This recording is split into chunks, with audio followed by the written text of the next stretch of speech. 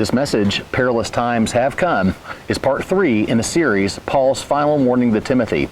In the first and second chapter of Paul's warning to his spiritual son, we can begin to understand the true dangers facing the first century New Covenant church. The spiritual atmosphere in the age of Yeshua and his disciples was one of the darkest prophetic pictures of the final Antichrist kingdom, yet, as Satan sought to wipe out the body of Yeshua through the Neronian persecution, the followers of the Way quickly became the scapegoat for Nero's sins against his own people, and all hell came against them. We see the enemies of the faith all coming together, trying to wipe out the seed of Yeshua and the foundation of his newly established spiritual building. Obviously, a major enemy to the faith was the rule of Rome, especially through Nero, who had been persecuting the church for years, and who Paul was now sitting in chains under while writing to Timothy. The other two major enemies of the faith that they were dealing with were those of the circumcision, those who say they are Jews but are liars and of the synagogue of Satan, and the Gnostic sects, whose heresies have been eating the body of Yeshua as a canker, as we learned in the last message, a gangrene. If you have not heard the first message in the series, Paul's Final Warning to Timothy, and the second part, the amputation of heresy, I would suggest you start with those so you'll understand the fullness of this warning to us today. Paul's final letter to Timothy was a last letter to his spiritual son and all true children of Yahweh who would follow after. We know Paul's letter to Timothy was a prophetic warning to us today because Paul gives us the timeline starting here in chapter 3. Another proof is that we can also now see that the main enemies of the faith during Paul's time are the exact same ones Yeshua's true disciples are dealing with in this final hour. The Roman Empire's Antichrist lust to rule from Yahweh's throne is alive and well in the leaders of the nations of this world. Instead of one Nero, we have many who have become driven with a mad delusion to dethrone our Creator and take all control of humanity and gain all authority over His creation. We deal with the same old Gnosticism within today's modern Christianity that seeks to make Yahweh's grace a license to sin in Jesus' name. We deal with the Zionism that has infected mainstream Christianity for over 100 years now. This Antichrist movement that hates Yeshua and his seed has now cleverly deceived masses of Christians through the love of Zionism to now do the Torah, which is an agenda backed by Talmudic Judaism that has nothing to do with obeying the true Son of Yahweh, but obeying instead the rabbis. This New World Order plan is not a conspiracy theory, and labeling the conspiracy theory, it is itself a conspiracy. The New World Order is exactly the Antichrist framework of rule designed to destroy Yah's creation, burning it completely down so that a new phoenix can then rise from the ashes. This has been the plan now for hundreds of years, handed down through centuries of rebels who believe the myth of the phoenix and have applied it as the symbol of their order out of chaos rule to come. All of the many so-called Christian songs about rising from the ashes, up from the ashes we rise, are simply parroting an Antichrist agenda of the hour. When Yeshua comes to this earth bringing his fire and wrath against all sin, anyone who is burned to ash will be gone forever. The rebellious who believe they can rise from the ashes, coming back to life like the phoenix born from the fire, have believed a demonic delusion. There will be only two types of people left on the earth at Yeshua's return: the wheat, his bride, gathered to his barn, and the tares, the proud, who all became the ashes under the soles of his feet. Malachi 4:1. For behold, the day cometh that shall burn as an oven, and all proud, yea, and all that do wickedly, shall be stubble, and the day that cometh shall burn them up, saith Yahweh of hosts, that it shall leave them neither root nor branch. But unto you that fear my name shall the Son of Righteousness arise with healing in his wings. And he shall go forth and grow up as calves of the stall, and he shall tread down the wicked, for they shall be ashes under the soles of your feet. In the day that I shall do this, saith Yahweh of hosts. So, there are only two choices here: the proud who are burned to ash, or the humble who have feared Yahweh's name and will come through the fire purified and transformed into the very likeness and image of Yeshua. Just as we saw with our study of number 16 and the rebellion of Korah, when the holy fire consumes the princes of Israel, the men of renown, famous in the congregation, there's no coming back. They don't get to come back. It is time to separate from the wicked plan of this age and to separate from all rebellion and pride. We must refuse to be entertained by it, to not tolerate it in our homes and our families, turn away from fellowship with those embracing the agenda, no matter who it is, because you want to be far away from the tents of rebellion when Yahweh acts. We will pull several more analogies from number 16 as we move through this message and finish strong. The final message covering 2 Timothy 4, because it was written for our admonition to teach us a pattern that we must understand. As we continue through part 3, we must really understand the deep spiritual assault and physical persecution the church was under during Nero's rule. We're going to examine the spirit of Antichrist as seen through the example of Nero, and it will really help to illuminate what Paul was trying to warn Timothy of regarding these last days that we're now in. Nero's Antichrist agenda and satanic mind is a type of the hive mind of the last day man who's making up what becomes a complete society of narcissists. Instead of dealing with one Nero, we are dealing now with literally millions who are all joining now in a one new hive mind Antichrist spirit, a one spirit and one body of rebellion against Yah and his established order and his law. So let me, before I move on, earlier when I said that one of the enemies is the Talmudic Judaism, who is now given us the Torah movement. There's a lot there, and if you've heard me at any times in the past or know me, you know that I'm not against Yah's law. I love his law, and I keep his laws in Yeshua. I'm talking about the ones who have denigrated Yeshua, who've crucified Yeshua afresh, who still live in sin, but do things of the Torah, basically as religion. They hate their neighbor, they hate people, they hate everybody else. They really hate Yeshua, but they can do religion. They keep the Sabbath, and they don't eat pork, things like that. So that's what I'm talking about. That was the true enemies, was the Pharisees, right? They kept the Torah, but they were Pharisees, and they killed our Messiah. So anyway, back to Nero. Nero was a classic megalomaniac. Someone with a psychological disorder. That's what a megalomaniac means. It's someone with a psychological disorder with symptoms like delusions of grandeur and an obsession with power. We've had several examples of megalomaniacs, those possessed by the spirit of Antichrist and ruled as tyrants, persecuting Yahweh's people throughout history. Pharaoh and Nebuchadnezzar are two famous examples that come to mind. But there was never one as cruel as Nero up until that time. That Antichrist spiritual hatred for Yeshua and his seed was animated upon the earth again and again through several Caesars of Rome, kings of Europe, and most recently through the communist rule of Russia and China, beginning with the Bolshevik Revolution that systematically targeted Christians to exterminate for an illusion of socialist unity. Nero was a true megalomaniac. But today we don't just have one Nero. No, you can pretty much guarantee that almost every world leader to local political figure, so-called spiritual leaders that are on television, megachurch pastors, your high-ranking praise and worship leaders that give concerts, are mostly clinical narcissists and given any form of power are megalomaniacs. You can count on it. This is the very spirit of Satan who lusts for all power and authority, driving the world leaders of this hour, the princes of Israel, the men of renown, who will soon funnel all their collective megalomaniacal tendencies to seat the actual Antichrist as a final world mutiny against our Creator. Revelation 17:12. And the 10 horns which thou sawest are 10 kings, which have received no kingdom as yet, but receive power as kings 1 hour with the beast. These have one mind, and shall give their power and strength unto the beast. Did you see that? They all have received one mind, and they give their power to the beast.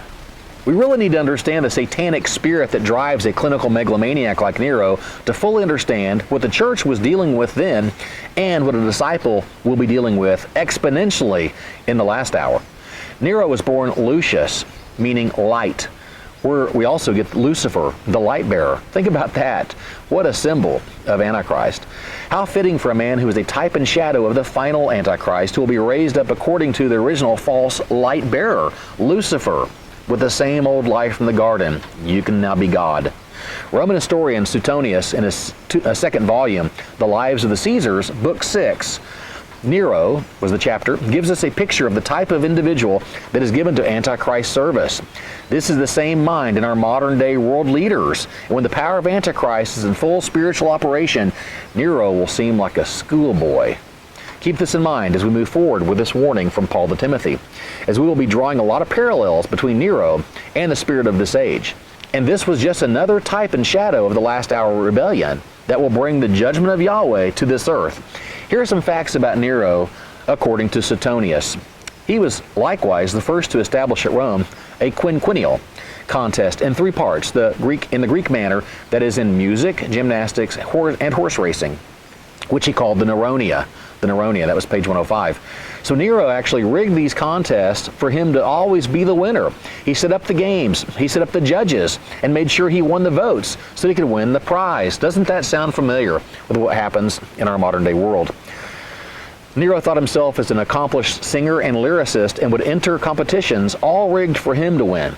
In competition, he observed the rules most scrupulously, never daring to clear his throat and even wiping the sweat from his brow with his arm. When the victory was won, he made the announcement himself, and for that reason he always took part in the contest of the heralds.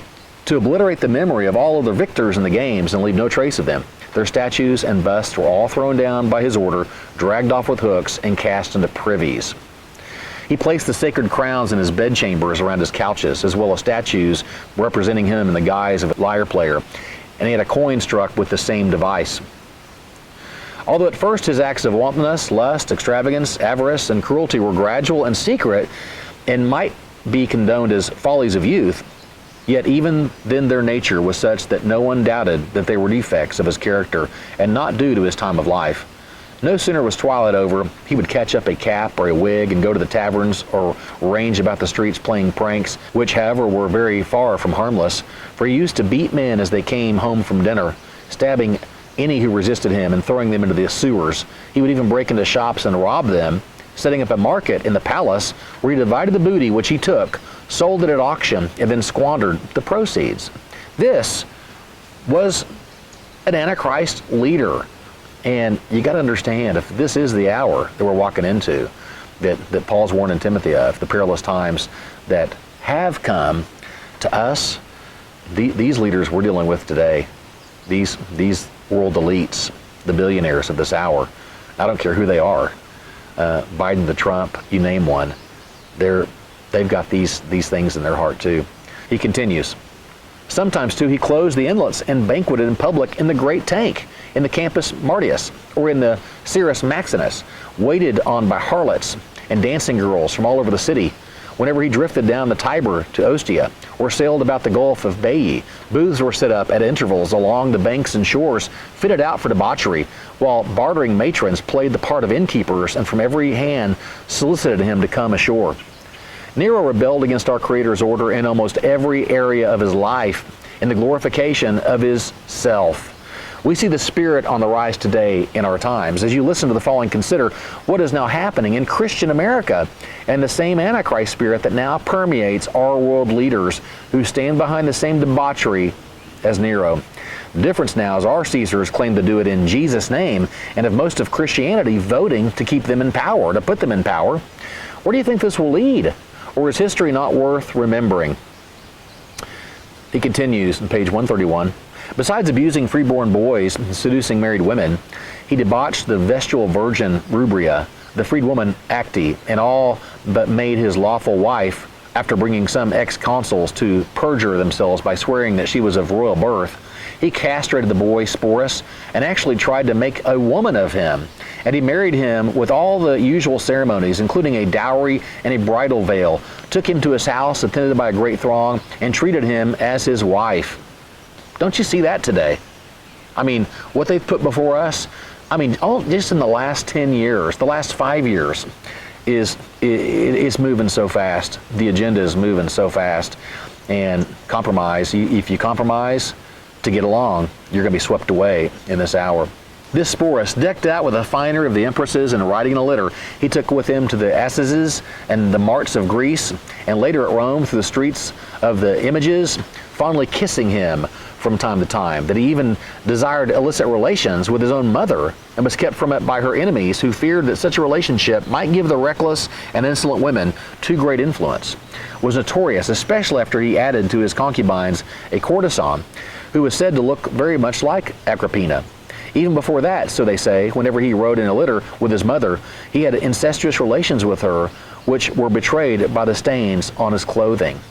This guy, I mean, if you read, and we're going to read it in a little bit, what the list of characteristics that Paul gives Timothy of the perilous times, I mean, this guy did them all. I mean, if there was an order of creation to rebel against, he did it. We continue. He so prostituted his own chastity that after defiling almost every part of his body, he at last devised a kind of game, in which he covered with the skin of some wild animal. He was let loose from a cage and attacked the private parts of men and women who were bound to stakes. And when he had sated his mad lust, was dispatched by his freedman, Doryphorus. For he was even married to this man in the same way that he himself had married Sporus, going so far as to imitate the cries and lamentations of a maiden being deflowered.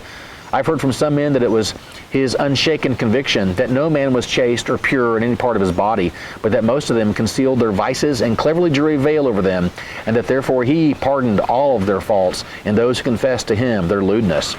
Wow. Do some unbiased research on the Bidens, Donald Trump, the Hollywood elites, the Jeffrey Epstein crowd. This same satanic filth is being lifted up now in this woke culture as being true freedom and love. And while such lawlessness abounds, the true love of many waxes cold at an alarming rate.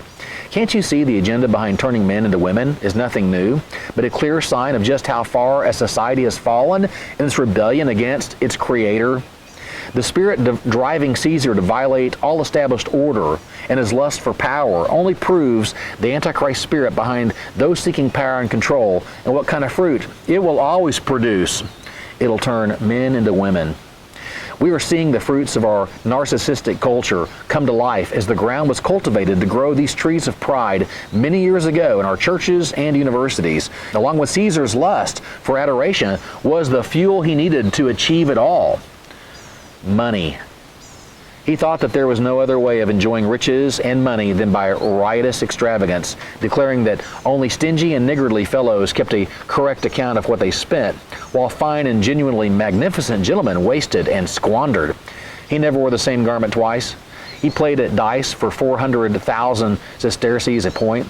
He fished with a golden net drawn by cords woven of purple and scarlet threads. 'Tis said that he never made a journey with less than 1,000 carriages, his mule shod with silver and their drivers clad in the wool of Canasim. His lust for power and greed also produced the same spirit that we see now behind the modern day Great Reset, where nobody owns anything and they will be happy to not own anything. Nobody will own anything except for the elites, who have deceived the masses into being their servants while they themselves live like kings. I can assure you that Klaus Schwab and the members of the World Economic Forum, King Charles of England, and any other high-ranking political figure will not miss one meal to make sure the world eats. These elites will not give up their houses, lands, yachts, and mountain chalets to make sure equality is ensured for the masses. These leaders are hypocrites of the worst kind, setting up policies that will make you the slave as they retain the master positions. They have just taken a page from Nero's playbook. Hear what Suetonius says. He never appointed anyone to an office without adding, "You know what my needs are, and let us see to it that no one possesses anything." At last he stripped many temples of their gifts and melted down the images of gold and silver. This is the intent of the Great Reset that is now being implemented while you feed your face in the trash bin of entertainment from Hollywood and the distractions that they have set up to pacify you. Aldous Huxley, Fabian socialist and writer of The Brave New World, revealed the methods implemented by the socialists for the takeover of America from within on the road to a final revolution of mankind. Hear this. He says there will be in the next generation or so a pharmacological method of making people love their servitude. A pharmacological method of making people love their servitude and producing dictatorship without tears, so to speak, producing a kind of painless concentration camp for entire societies so that people will in fact have their liberties taken away from them, but will rather enjoy it because they will be distracted from any desire to rebel by propaganda or brainwashing enhanced by pharmacological methods. And this seems to be the final revolution.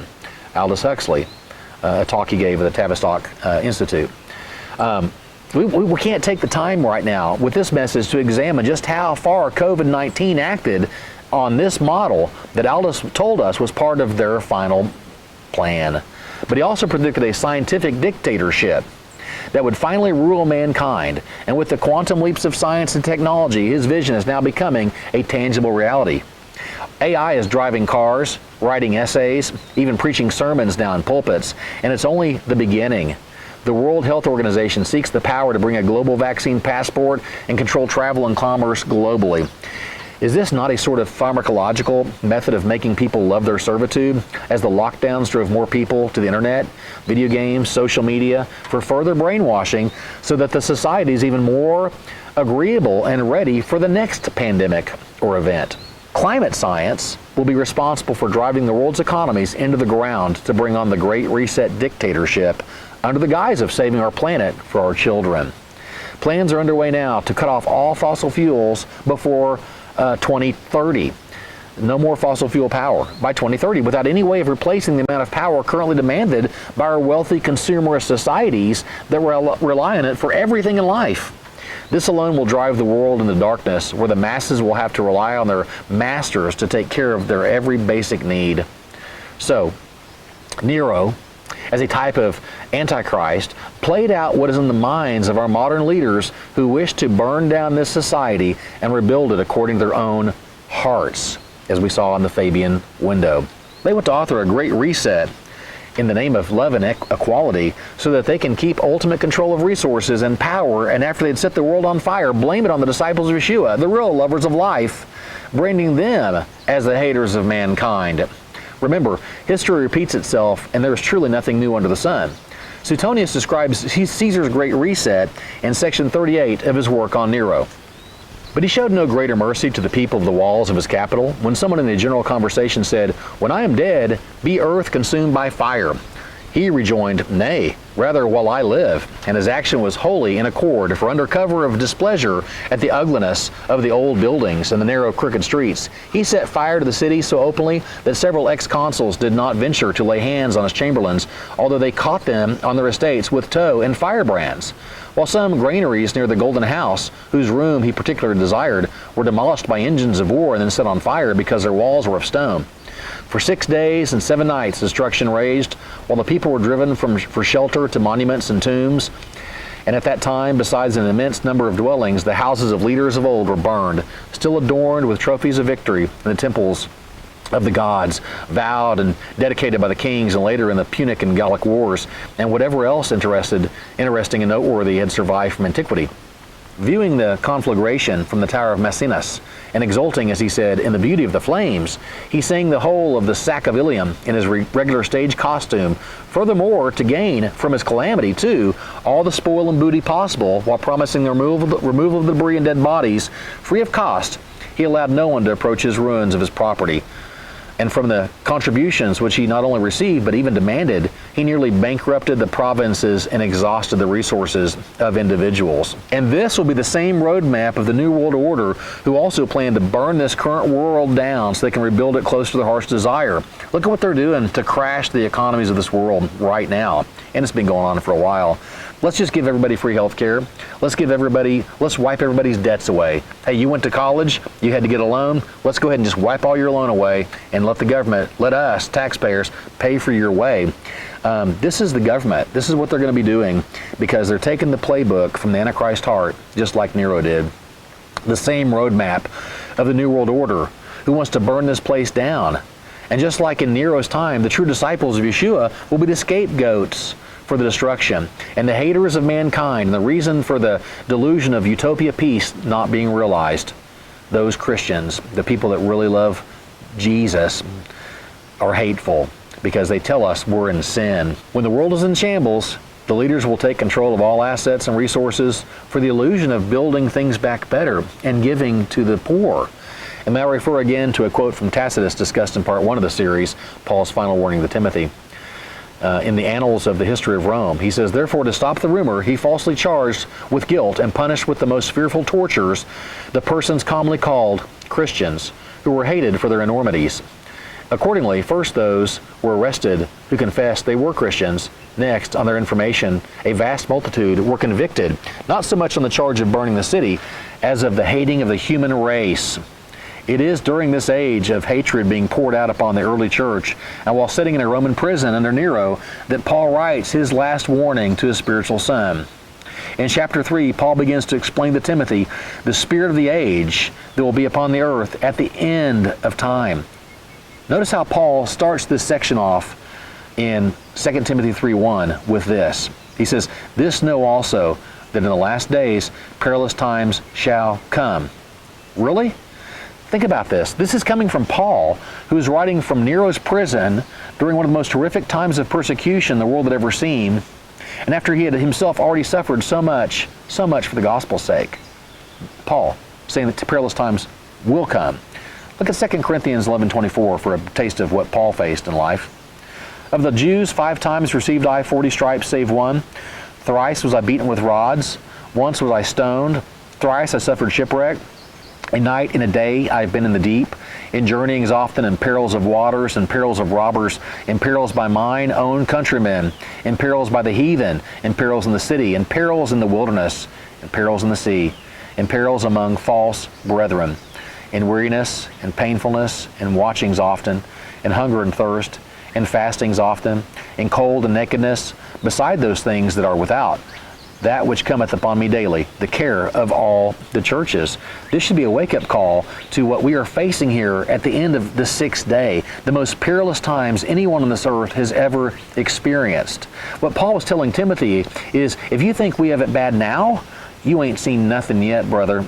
This was written as a prophetic warning to us who would live in these times. And this is the hour that Paul, along with all the prophets, saw, and were so troubled for what they saw at the end of man's allotted time.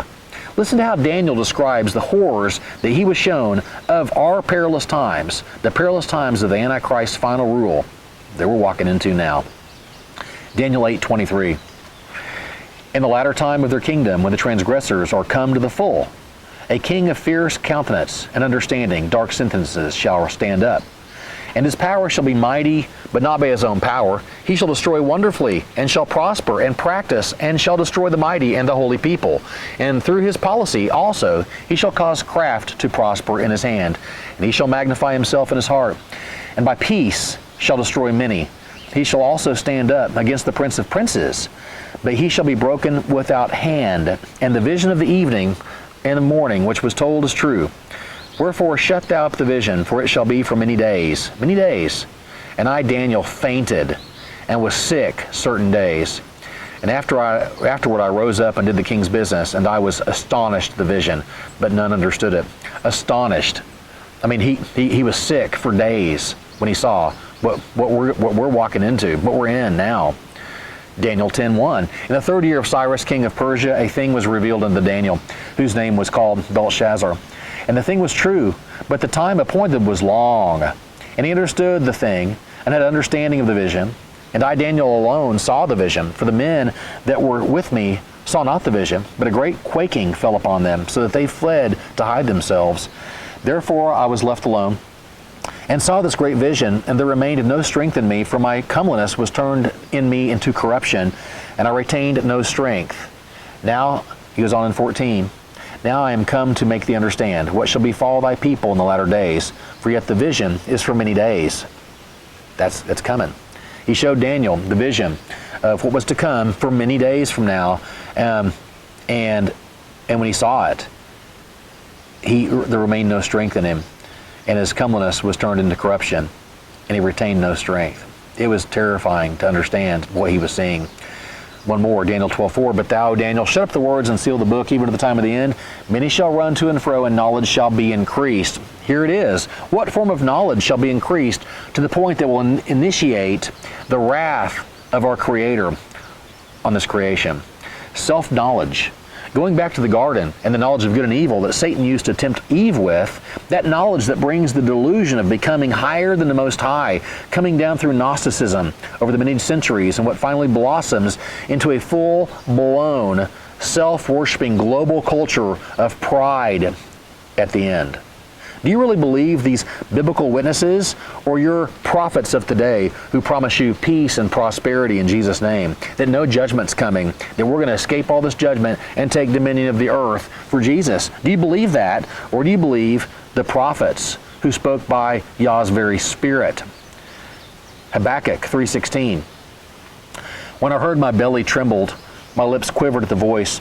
rottenness entered into my bones, and I trembled in myself, that I might rest in the day of trouble. When he cometh up unto the people, he will invade them with his troops. Habakkuk was like, man, please, I want to be dead. I mean, that's going to be a day I don't want to see. Matthew 24:21, Yeshua himself says, for then shall be great tribulation, such as was not since the beginning of the world to this time, no ever shall be. And except those days shall be shortened, there should no flesh be saved. But for the elect's sake, those days shall be shortened. Have we seen that yet? You preterists who say that we've already seen all the tribulation and we're living in the millennial kingdom. I mean, what kind of insanity? We've not seen that kind of worldwide shaking and destruction. Oh, but it's coming, and you'll backtrack that deceptive message pretty soon. 2 Thessalonians 1:6-9. Seeing it is a righteous thing with God to recompense tribulation to them that trouble you, and to you who are troubled, rest with us, when Yeshua shall be revealed from heaven with his mighty angels in flaming fire, taking vengeance on them that know not God, and that obey not the gospel of our Lord Yeshua Messiah, who shall be punished with everlasting destruction from the presence of Yahweh and from the glory of his power, when he shall come to be glorified in the saints, and to be admired in all them that believe, because our testimony among you was believed. In that day, he's coming, and in that day, his testimony, he will be glorified in the saints. But if you're not a saint, there's destruction. Man, it's serious, people. That's why Satan's worked so hard to deceive the masses. Maybe you're one of them. I pray that you would shut off the TV, shut off the prophets, and look at the Word. Look at Yeshua. Hear him.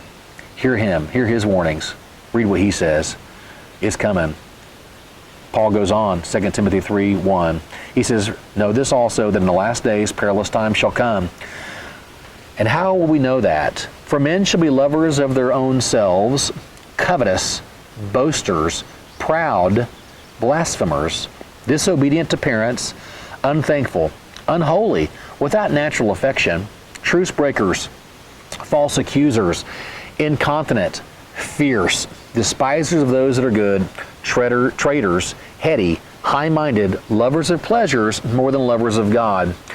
So Paul warns of the perilous times to come, then reveals the sign of its coming will be the state of mankind in the perilous times generation. And he gives the list. He gives a detailed list of the traits that will be the norm in the last generation hive mind that will bring about the most perilous times upon this earth, and the response of a God that is for law and justice.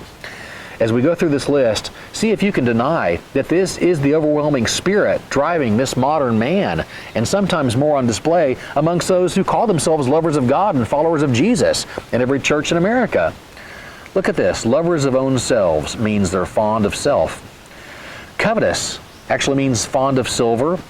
Boasters, braggarts, often exhibiting self-importance or pride. So they love themselves, they love silver, they're proud, haughty, they appearing above others, and that brings they're blasphemers and pious against Yah. They're disobedient to parents, they're unpersuadable. You can't persuade them in any truth or the word. They're disobedient because they worship themselves.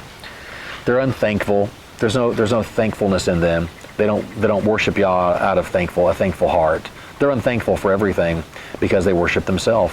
They're unholy, wicked. Without natural affection means they're hard-hearted toward kindred, one's very own blood family. They hate them. They're truce breakers, implacable, cannot be soothed or calmed. There's no treaty with them. They don't keep treaties. They're false accusers. That word actually is diablos, specifically Satan. They're called Satan. So false accusers, they're doing the works of Satan. Diablos.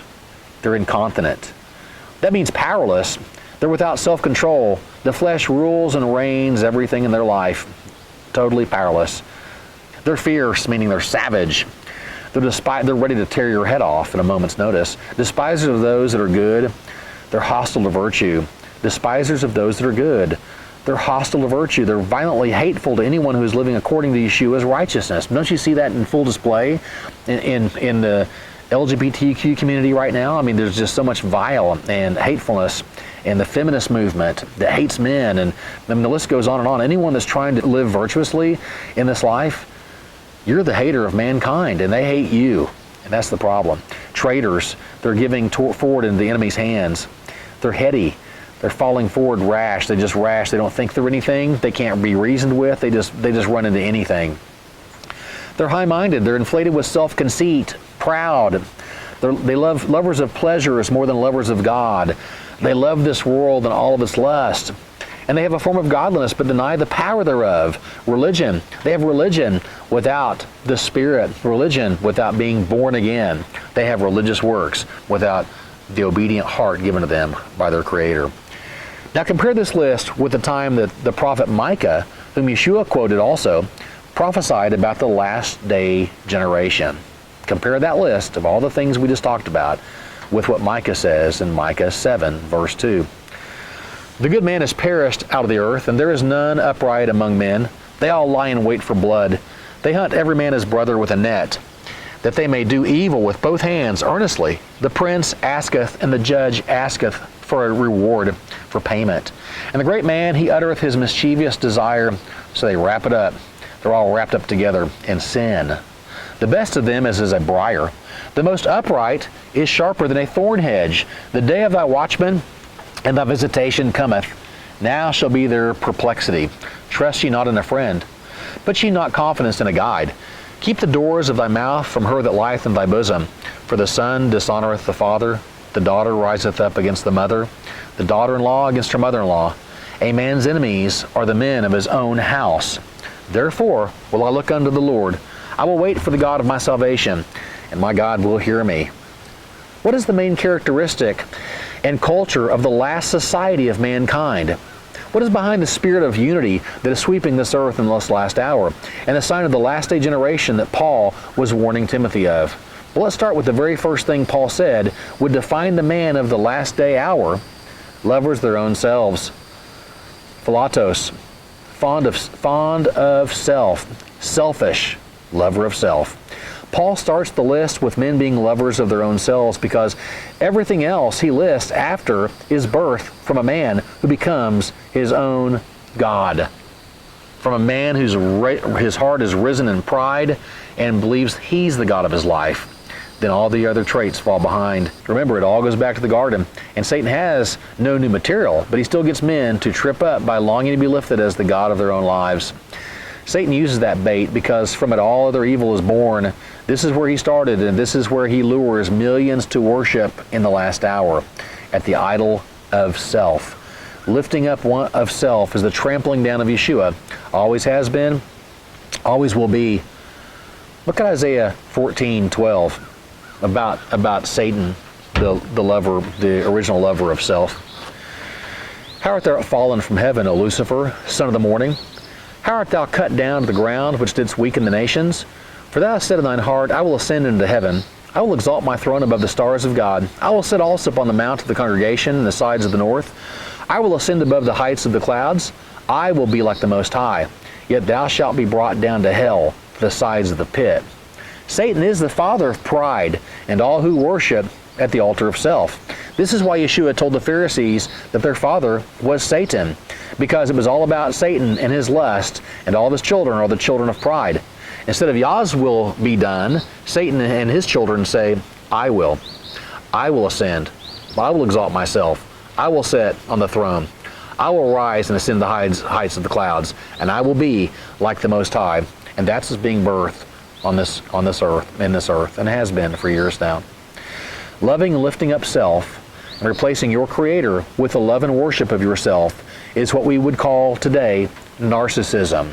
We get this from the Greek story of Narcissus, which goes like this. One day while he was hunting in the woods, the Oread nymph, Echo, spotted him and immediately fell for him. When Narcissus sensed that someone was following him, Echo eventually revealed herself and tried to hug him. However, he pushed her off and told her not to disturb him. Echo, in despair, roamed around the woods for the rest of her life and wilted away until all that remained of her was an echo sound. Nemesis, the goddess of retribution and revenge, learned what had happened and decided to punish Narcissus for his behavior. She led him to a pool, and there the man saw his reflection in the water and fell in love with it, although he did not realize in the beginning that it was just a reflection. When he understood it, he fell in despair that his love could not materialize, and he committed suicide. According to legend, he turned into the flower that bears his name, the narcissist. How fitting, how fitting. The Antichrist spirit that seeks to destroy Yahweh and to ascend his most holy mountain to take his throne is what drove Nero and is the same narcissistic spirit of this age, have no doubts. Suetonius describes Caesar's narcissism clearly in chapter 53 of his work. But above all, he was carried away by a craze of popularity, and he was jealous of all who in any way stirred the feeling of the mob. Since he was acclaimed as the equal of Apollo in music and of the sun in driving a chariot, he had planned to emulate the exploits of Hercules as well. And they say that a lion had been specially trained for him to kill naked in the arena of the amphitheater before all the people with a club or by the clasp of his arms. Paul details the spirit of the age upon the earth during this last generation, the obvious signs that the perilous times had come. This time Paul warned of also lines up with the prophet's visions of the age of pride that seeks to dethrone Yahweh and place the Antichrist on his throne.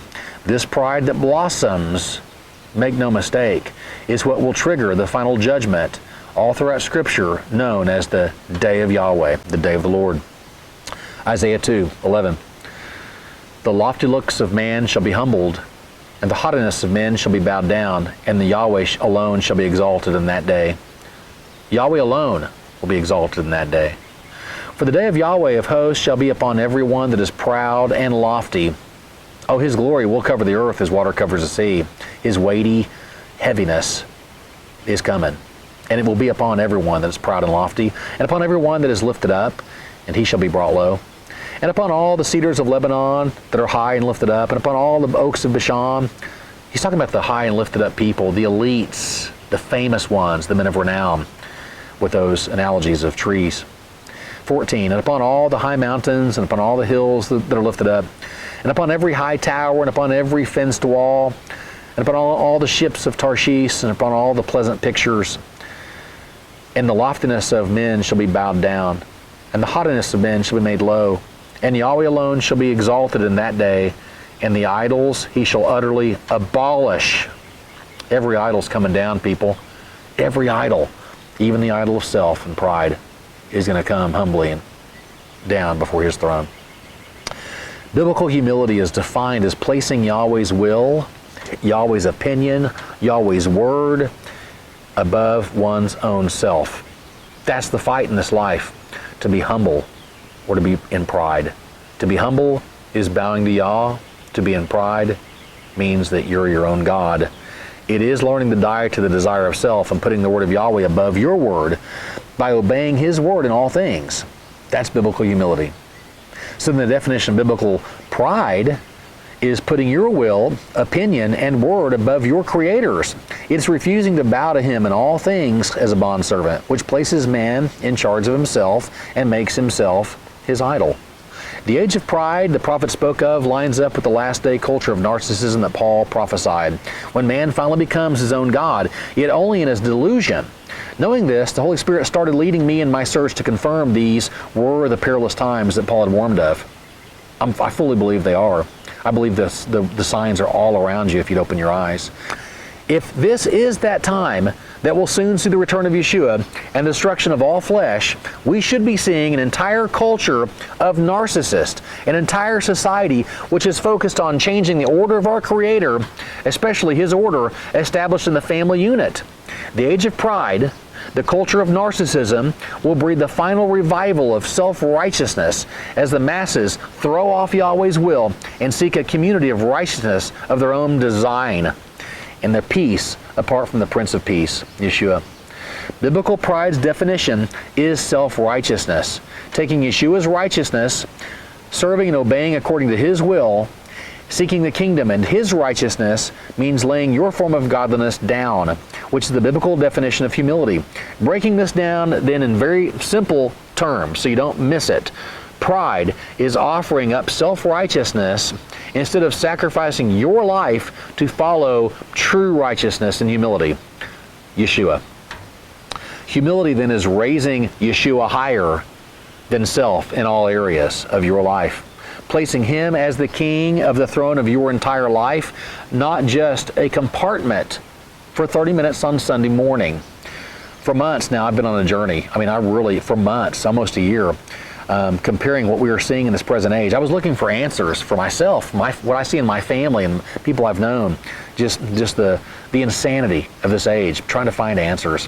Biblically, comparing what we're seeing in this present age and what the prophets were all shown about the perilous times of the end. I prayed that Abba would give me proof, not only from the historical text, but any modern voices that were warning in this generation. I found several books and articles along the way, the last few months. That's why this message is kind of slow coming out. I think the last one was put out in March.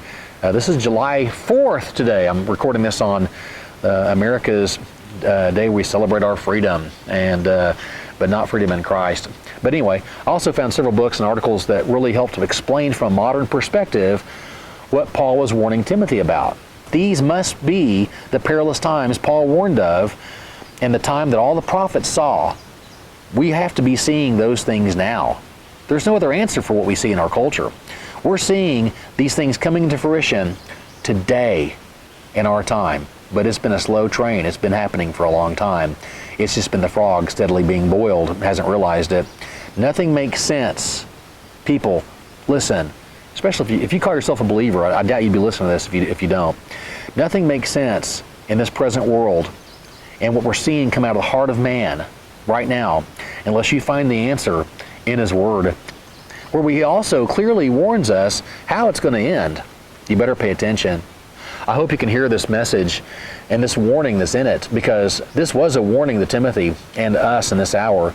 Because if these are the perilous times, then you must ask yourself what it means for you in your immediate future. How are you preparing now to meet the King of all creation? How are you growing in the knowledge of Yeshua? Are you growing in the knowledge of Yeshua? Or only a Gnostic understanding that leads to more pride and self-righteousness, being puffed up, ever learning but never coming to the knowledge of the truth and obeying it? You better be paying attention. Are you learning humility and long-suffering in the trials now? Are you allowing Him to produce the fruit of righteousness that He'll be looking for at His return? This study has taken me through tons of material and has been a challenge just to know what to include in this message, as the facts of what we are now facing are almost overwhelming. To anyone that's paying attention and not living on the surface Facebook life, it's here. I'll give several references for your own study. You go back and look at the material. And I highly recommend that you investigate the phenomenon of our hypersonic cultural transformation, especially from the time of immediately after World War II up until now. Look at the last 80 to 100 years. I believe that if anyone truly turns off the television to investigate these findings, the proof of this being the final age of pride will be undeniable. So if that's the case, then you've got to start asking yourself, am I in humility? If this is the age of pride, and I see all of pride raising up against our Creator and changing His order, in everything in our culture, then how am I standing with that or against that? Am I being counterculture? Or am I loving this culture, loving this life? Am I keeping my mouth shut just to go along to get along? Am I just not being disagreeable just so I can have some peace in this earth? Or am I ready to lay my life down and speak the truth to anyone who will ask an account? One of the books that I read that I'm going to reference several times is The Culture of Narcissism, American Life in an Age of Diminishing Expectations by Christopher Lasch. In this book I found further proof that we are now in these perilous times, and also other authors along the way who've studied the minds and characteristics of the 21st century man. My research found that many have fully laid out the facts about our modern culture of narcissism, which is what Paul pointed to as the perilous times that would come in the last days. That whole list is pointing to an age of cultural narcissism. Many people today would discredit what the Bible prophetically spoke about this culture. So to hear a secular perspective that supports Scripture might be the wake-up call some need. Some of you won't believe or be able to even understand Yahweh's Word, but you might understand statistics. So we'll have mounds of statistical proofs along with the voices from secular cultural historians who explain it clearly. Here's how Wiki describes the book and its author: The Culture of Narcissism, American Life in an Age of Diminishing Expectations. It's a 1979 book by the cultural historian Christopher Lasch, in which the author explores the roots and ramifications of what he perceives as the normalizing of pathological narcissism in 20th century American culture, using psychological, cultural, artistic, and historical synthesis. And believe me, I mean, you can see it all around you, can't you? The pathological narcissism of this culture. And he wrote this in the 70s, okay? The summary. Lasch proposes that since World War II, America has produced a personality type consistent with clinical definitions of pathological narcissism. This pathology is not akin to everyday narcissism, a hedonistic egoism, but with clinical diagnosis of narcissistic personality disorder. For Lasch, pathology represents a heightened version of normality. He locates symptoms of this personality disorder in the radical political movements of the 60s, such as the Weather Underground, as well as in the spiritual cults and movements of the 70s, from EST to Rolfing. Going on, this is an article from the New York Times revisiting Christopher Lasch's culture of narcissism. Okay, kind of where it's gone. This review says, just over 30 years ago, in the culture of narcissism, Lasch, an historian at the University of Rochester, took what was still mainly a narrowly clinical term and used it to diagnose a pathology that seemed to have spread to all corners of American life. In Lasch's definition, drawn from Freud, the narcissist, driven by repressed rage and self-hatred, escapes into a grandiose self-conception, using other people as instruments of gratification, even while craving their love and approval. Lasch saw the echo of such qualities in fascination with fame and celebrity, the fear of competition, the inability to suspend disbelief, the shallowness and transitory quality of personal relations, and the horror of death. Now, not all reviewers cottoned to Lasch's relentlessly grim tone, but Time magazine described him as a biblical prophet, and the broader public embraced his Jeremiad. Appearing at a time of inflation and recession, oil shortages, soaring crime rates, and faltering cities, Lasch's book leapt onto the bestsellers list, making him famous. Jimmy Carter was so taken with Lasch's ideas that he invited the academic author to advise him on the famous Melee speech of July 1979. Lasch wasn't the first to comment on our rising self-absorption. 3 years earlier, Tom Wolfe had written an epic, anointing cover story in New York Magazine called The Me Decade and the Third Great Awakening. But where Wolfe celebrated narcissism as a millenarian outburst of vitality, the greatest age of individualism in American history, as he put it with winking enthusiasm, Lasch saw as a decadent defiance of nature and kinship. Long-term social changes, Lasch wrote, have created a scarcity of jobs, devalued the wisdom of the ages, and brought all forms of authority, including the authority of experience, into disrepute. Hear that. Hear that. Doesn't this fit in exactly with the list associated with the last day generation that Paul gives in 2 Timothy 3? This was written in the 70s, people. We've had 50 years to blossom in our pride, throwing out long-term social standings, devaluing the wisdom of the ages, especially the way man has relegated the Word of God as some worthless and hateful speech for the minds of patriarchal misogynists. Don't we see man bringing all of our Creator's authority into disrepute in this hour? Don't we? Man has thrown off Yah's very order of marriage, sexual identity, gender identity, and the complete family order that has lasted for generations, finally brought down by the only age that's appropriate, the age of pride that blossoms right before the fall of mankind. Notice that Wolfe called the age of narcissism the Third Great Awakening. This fits in perfectly with Christian America's false prophets of the hour, many who are extreme narcissists themselves, promising the age of God's power for the church is now, in a Third Great Awakening. This itself is a sign to all who know the word and the timeline for Yahweh's judgment. When they cry peace and safety, sudden destruction. The false prophets, calling for signs and wonders to bring the church into power and take world dominion for Jesus, stand guilty and wicked, according to Yeshua's own words in Matthew 16:4. A wicked and adulterous generation seeketh after a sign, and there shall be no sign given unto it, but the sign of the prophet Jonas.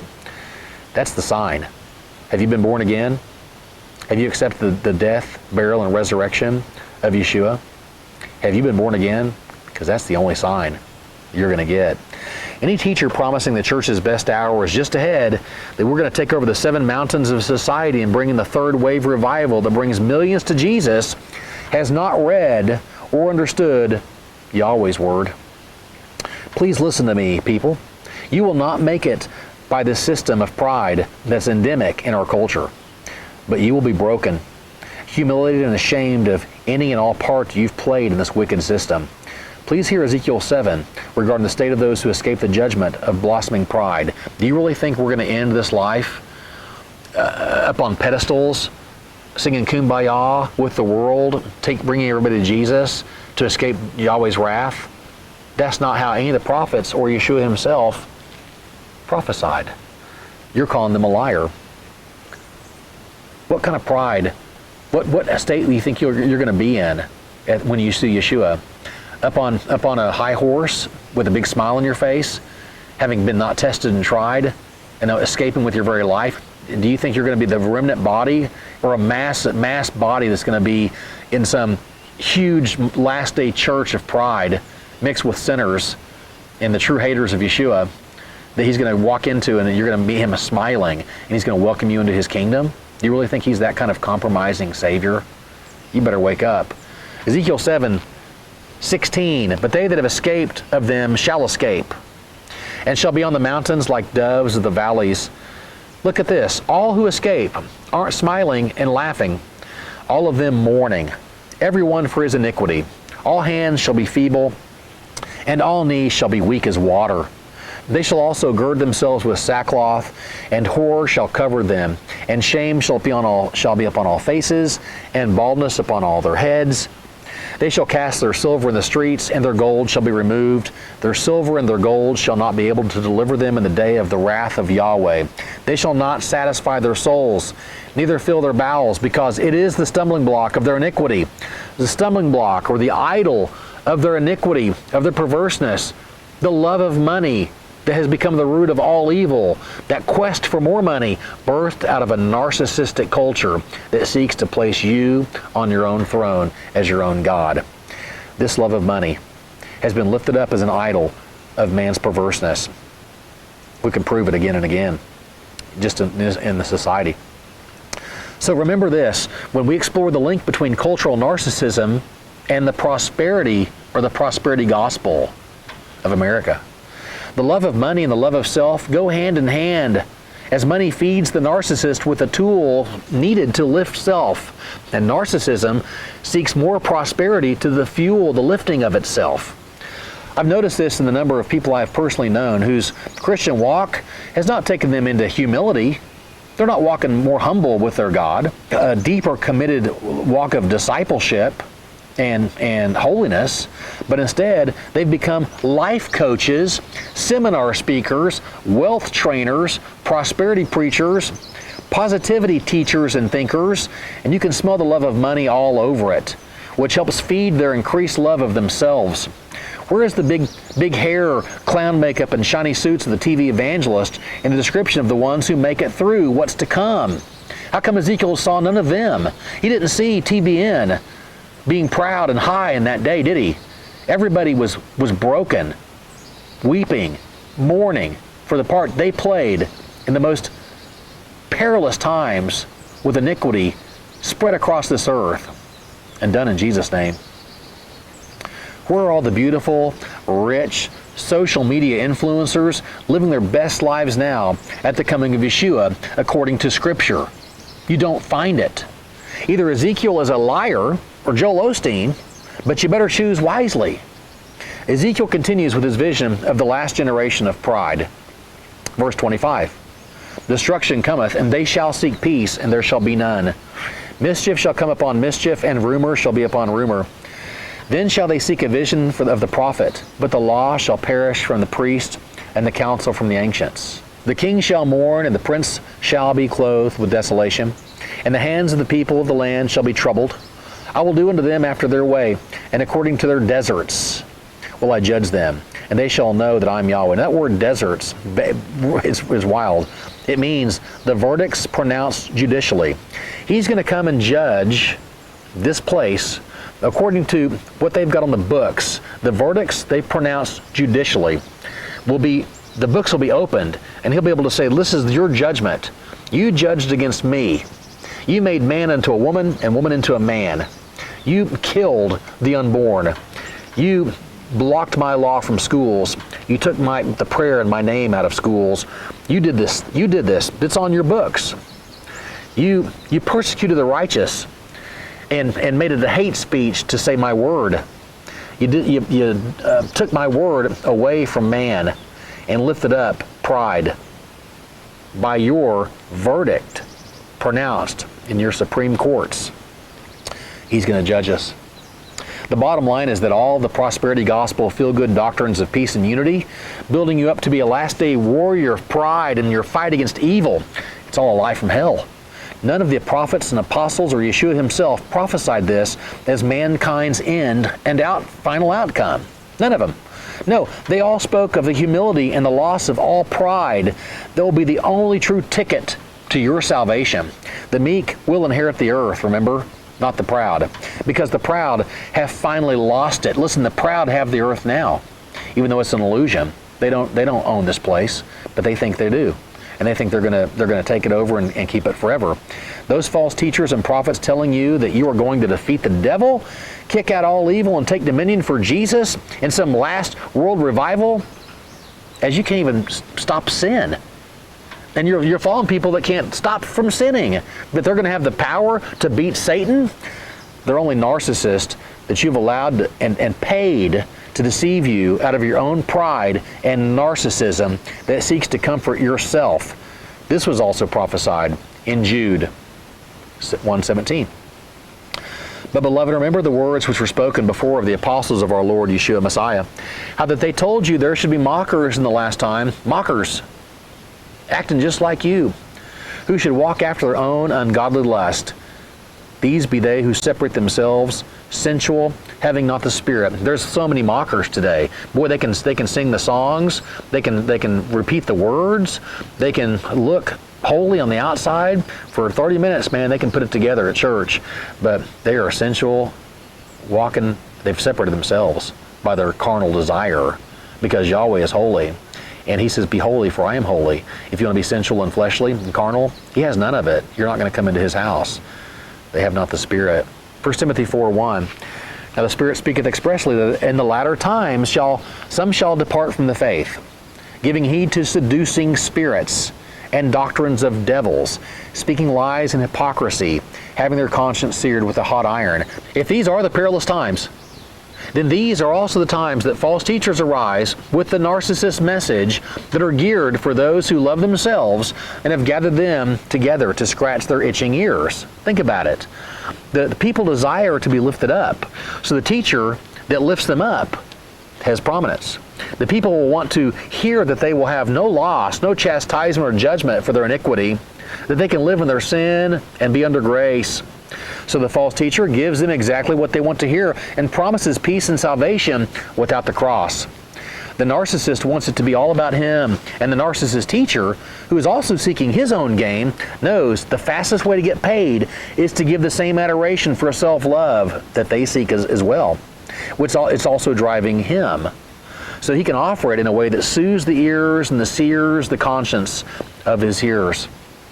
The false teacher and the hearer feed off each other like parasites. They need each other, and they both benefit from each other in the economy of pride. Lash also predicted what a narcissistic society would produce. Influencers from the highest proud, lifted as idols for the smaller self-lover to give his life to attain. Our society is narcissistic then in a double sense. People with narcissistic personalities, although not necessarily more numerous than before, play a conspicuous part in contemporary life, often rising to positions of eminence, thriving in the adulation of the masses. These celebrities set the tone of public life and of private life as well. Since the machinery of celebrity recognizes no boundaries between the public and the private realm, the beautiful people, to use this revealing expression to include not merely wealthy globetrotters, but all those who bask, however briefly, in the full glare of the cameras, live out the fantasy of narcissistic success, which consists of nothing more substantial than a wish to be vastly admired, not for one's accomplishments, but simply for oneself. uncritically and without reservation. Modern capitalist society not only elevates narcissists to prominence, it elicits and reinforces narcissistic traits in everyone. It does this in many ways by displaying narcissism so prominently and in such attractive forms, by undermining parental authority and thus making it hard for children to grow up, but above all by creating so many varieties of bureaucratic dependence. Paternalism without father was that. How fitting. He was writing this in the age before the internet. Isn't it wild how we have Father's Day in the same month of the month of Pride? We give one day to fathers and a whole month, and we call it Pride Month. Wow. He hit the nail on the head, didn't he? He was writing this in the age before the internet, people. Think about it. Before the iPhone and social media, the tools of our final destruction that we have now in our hands as we descend into a full-blown world of narcissism and pride. That Christopher Lasch struck a nerve in the 1970s is evidence in the fact that even President Jimmy Carter turned to him to try and understand why America was falling apart at the seams. The New York Times hailed him as a sort of biblical prophet. It was also a sign that they believed his diagnosis of our crisis was due to man worshiping himself. Well, the true biblical prophets also saw what was coming for the age of narcissism, and there is no stopping it. There's no stopping it. We're not going to turn it around. All that Yahweh has spoken will come to pass, every word. Just look at what Carter said in his Melee speech of 1979. And Melee, if you don't know, Melee is a general feeling of being ill or having no energy, or an uncomfortable feeling that something is wrong, especially within society, that you cannot change the situation. That was the state of America in this 1979 Melee speech. He says the threat is nearly invisible in ordinary ways. It is a crisis of confidence. It is a crisis that strikes the very heart and soul and spirit of our national will. We can see this crisis in the growing doubt about the meaning of our own lives and the loss of unity and purpose for our nation. The erosion of our confidence in the future is threatening to destroy the social and political fabric of America. In a nation that was once proud of hard work, strong families, close-knit communities, and our faith in God, too many of us now tend to worship self-indulgence and consumption. Lovers of self, lovers of silver. Human identity is no longer defined by what one does, but what one owns. But we've discovered that owning things and consuming things does not satisfy our longing for meaning. We've learned that piling up material goods cannot fill the emptiness of lives which have no confidence or purpose. Jimmy Carter, 1979. Please listen to the following very closely. If Paul predicted the social invasion of the self as the number one sign that the perilous times had come, then what several writers were screaming 50 years ago is that we are there now. 50 years ago. Here is a brilliant explanation in chapter 1 of Lasch's Culture of Narcissism. The awareness movement and the social invasion of the self. To live for the moment is the prevailing passion to live for yourself, not for your predecessors or posterity. We are fast losing the sense of historical continuity, the sense of belonging to a succession of generations originating in the past and stretching into the future. It is the waning of the sense of historical time in particular, the erosion of any strong concern for posterity that distinguishes the spiritual crisis of the 70s. From earlier outbreaks of millenarian religion, to which it bears a superficial resemblance, without natural affection. Doesn't that sound like that? Without natural affection, hard-hearted toward kindred, one's own family. He goes on, many commentators have seized on this resemblance as a means of understanding the contemporary cultural revolution, ignoring the features that distinguish it from the religions of the past. A few years ago, Leslie Fiedler proclaimed a new age of faith. More recently, Tom Wolfe has interpreted the new narcissism as a third great awakening, an outbreak of orgiastic, ecstatic religiosity. Jim Hogan, in a book that seems to present itself simultaneously as a critique and a celebration of contemporary decadence, compares the current mood to the millennialism of the waning Middle Ages. The anxieties of the Middle Ages are not much different from those at present, he writes. Then as now, both Hogan and Wolfe inadvertently provide evidence, however, that undermines a religious interpretation of the consciousness movement. Hogan notes that survival has become the catchword for the 70s, and collective narcissism the dominant disposition. Since the society has no future, it makes sense to live only for the moment, to fix our eyes on our own self, our own private performance, to become connoisseurs of our own decadence, to cultivate a transcendental self-attention. How scary. But remember, people, this was written 25 years before the explosion of the internet, 30 years before the tools of the private performance were put into the hands of every living person through social media. Little kids, little 5-year-olds in the grocery stores are already on social media. If man was living for his own private performance 50 years ago, what has Facebook really done to this generation? A generation that is now just coming of age. We ain't seen nothing yet. He mentions Hogan's book, which was yet another voice screaming loudly about the coming train wreck of the me decade, and I read that book as well. Here's an excerpt from Hogan's book: Decadence, Radical Nostalgia, Narcissism, and the Decline in the 70s, 1975. There are different ways of dealing with the anxieties raised by the future. Those who have sufficient courage of single-mindedness will radically alter their present conditions and occupations to conform more closely with their anticipation of tomorrow. They'll immigrate to Brazil, start a commune, run for office, hoard money and consumer goods, or meditate around the clock. But as Susan Sontag made explicit in her essay, The Imagination of Disaster, most people will simply neutralize their anxieties by surrendering to fantasy.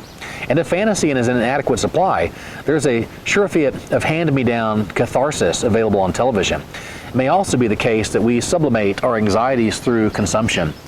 There's an element of hoarding in the acquisition of a second car, a second home, a third television, as if each acquired object is an obstacle in the path of an onrushing disaster. Buying goods may be a diluted attempt to buy time. Page 19 of Decadence. Think about that. Man, that's where we're at. Money, surrounding ourselves with money and goods. He says earlier, if you really believe, there's really two ways of dealing with these things coming upon the earth. If you really believe what the Word says, you're going to be humbling yourself to Yahweh's Word and be obedient so that you can meet your Savior face to face. If you really don't believe that, maybe you're just accepting the fantasy. Maybe you're neutralizing these anxieties by surrounding yourself in fantasy and illusion. That's not going to be good enough. Yeshua's not coming for that bride. It's in fantasy. American prosperity, he continues, American prosperity is contingent upon our subservience to an economic apparatus whose well-being requires that is a continuum of needs. The price of our prosperity is sustained dissatisfaction, dependence upon a calculus of consumer addiction. Men will be lovers of self, covetous, lovers of silver. It is not by chance that these were listed together, side by side, in Paul's last day traits of mankind. The love of silver and the acquisition of riches is the fuel the narcissist needs to lift himself before the masses for worship. Caesar could have never risen to such narcissistic megalomaniacal heights, becoming a full-blown megalomaniac, without the treasuries of Rome at his fingertips. Think about it. The prosperous American nation, driven by the satanic prosperity gospel, has drowned out the true prophetic warnings of its own destruction with consumption. The prosperity gospel is a fantasy, so you won't see the train wreck that's about to hit. It's a fantasy to give you your age of decadence and skip out on the humility that's going to be required for Yeshua to bring you into his kingdom. We are, this lust for consumption and gain has worked hand in hand with building this age of narcissism. We are a society of consumerism with the highest national debt amongst all nations and the highest average national credit card debt in the world. The reason we hold more debt is because we are a nation of rich consumers who live at the altar of self, the mirror of narcissism, and our lust drives our desire for gain to fill our desire for self. The desire to worship self is what drives our spending habits, and as our society declines into full chaos, our national and personal debt is directly linked with our downfall. You add AI, virtual reality to this, you have in reality exactly what Hogan said.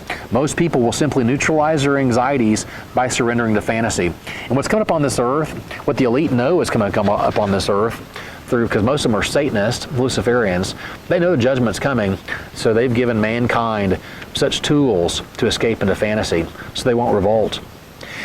And you can track our love of self along with our love of silver, as our consumerism has made us the top slaves of debt in the world. We are. This prosperous America. According to global credit card debt statistics, the USA is in the lead with an average of, this was in 2020, 5,331. Next came Canada at 4,154, the UK at 3,245, and Japan at 2,900.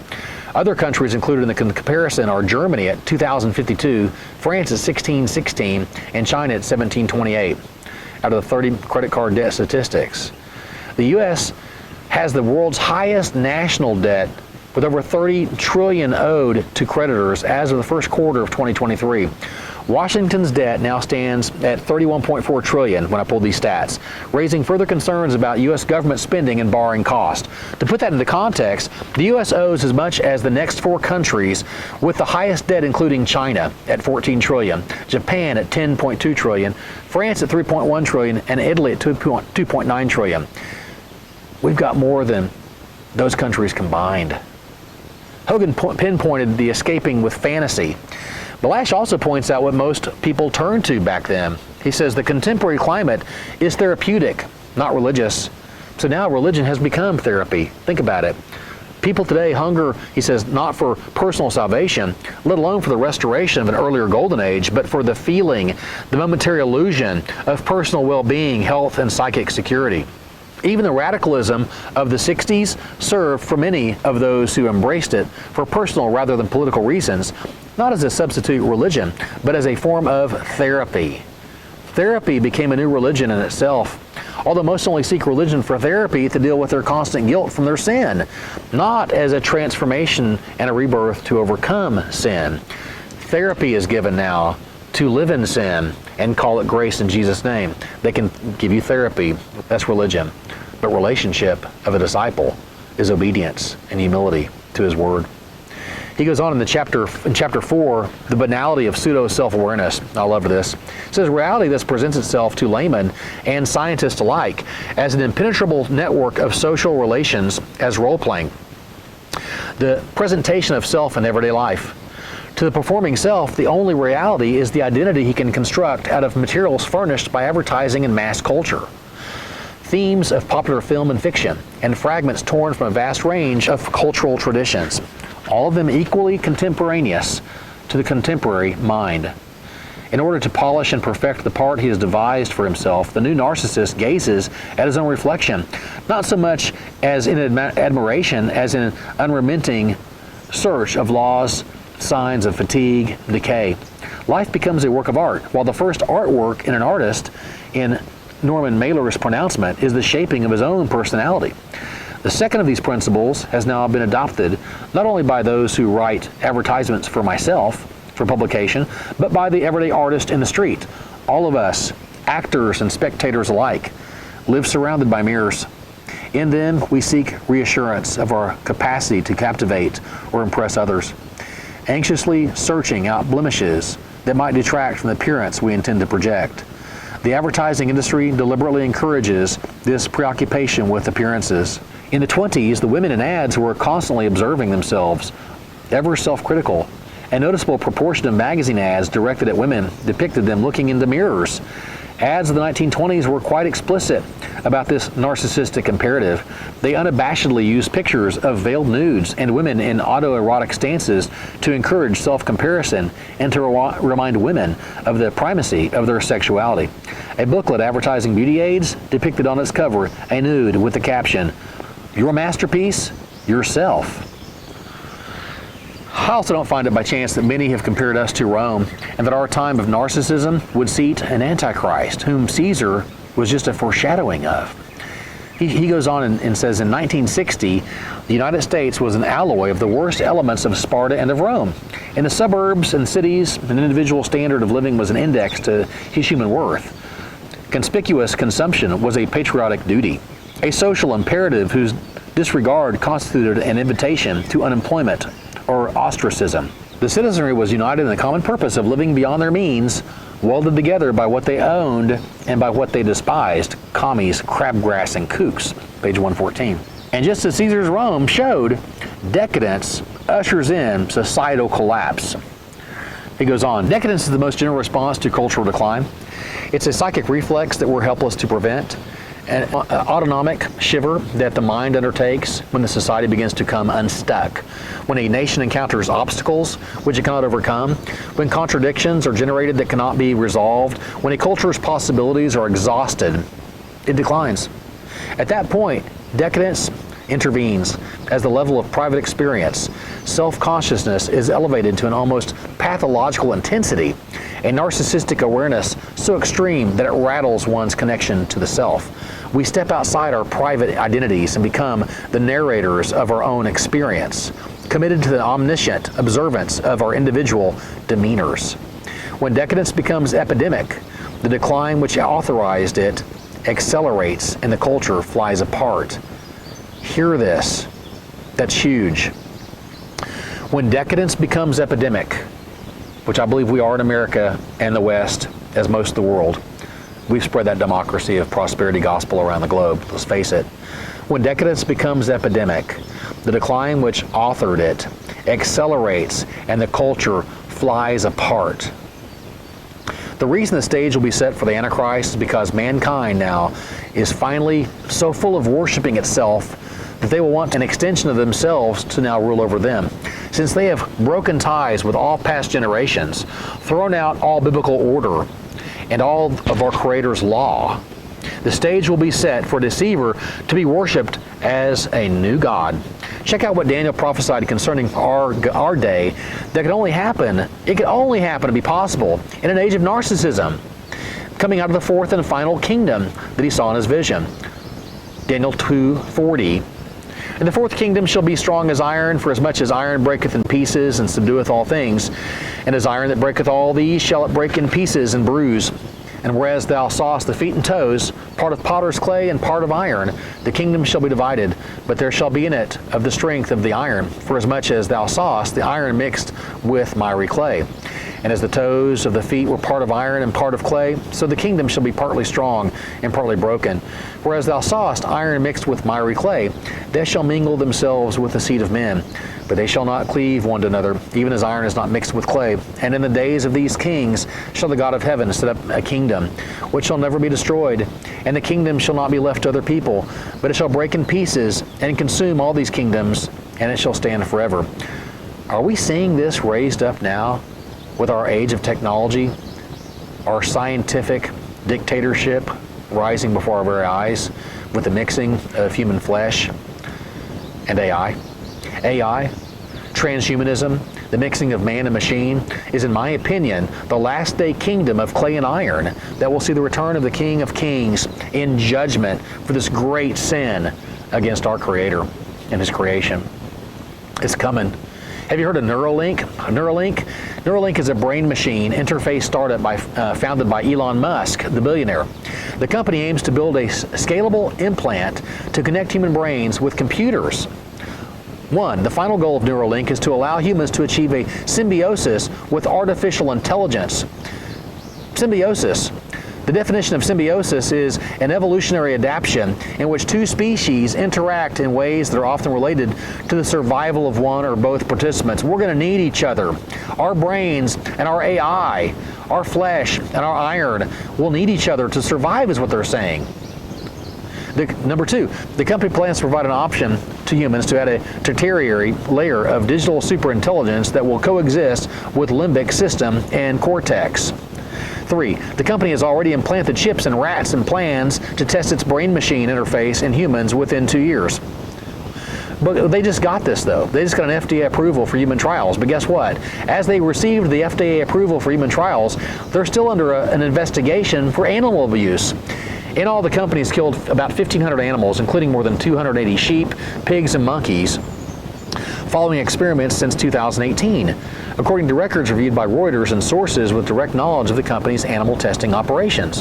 And then I saw this article a few days ago, right on time for this scientific dictatorship of AI and human synthesis, symbiosis, is this article. Scientists successfully create synthetic human fetus Another assault on our Creator's order. The satanic leaders of this age might try hard to mingle iron and clay, as Satan's demons tried to mingle themselves with the seed of man through computers and microchips, but they shall not cleave one to another. This is yet another sign of our times and a direct reason for Yahweh's final judgment by fire that will devour this age of pride that actually thinks they can mix machine and man, that actually thinks they can destroy marriage, that thinks they can choose their gender. The pride. Daniel and Paul both prophesied of this same hour.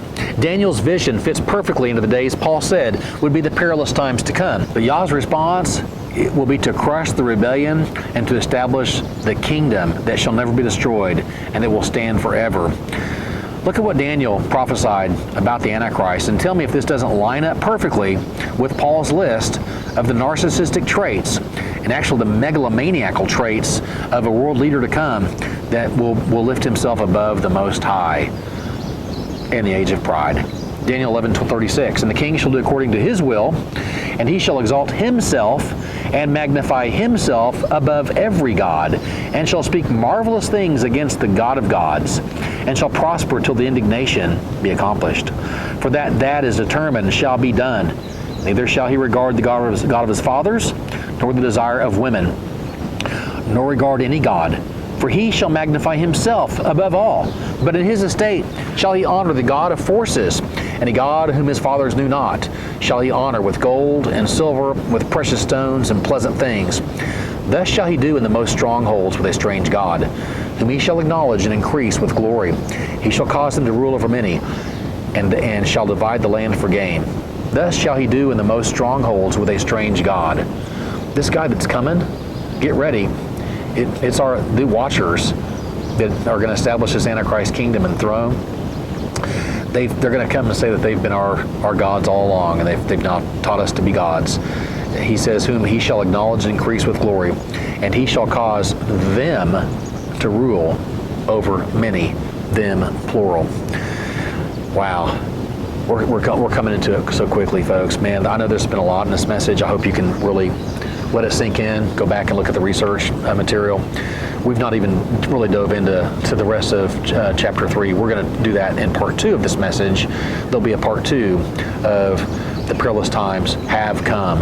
But like the Titanic, to wrap this up, American culture really hit an iceberg in the 60s.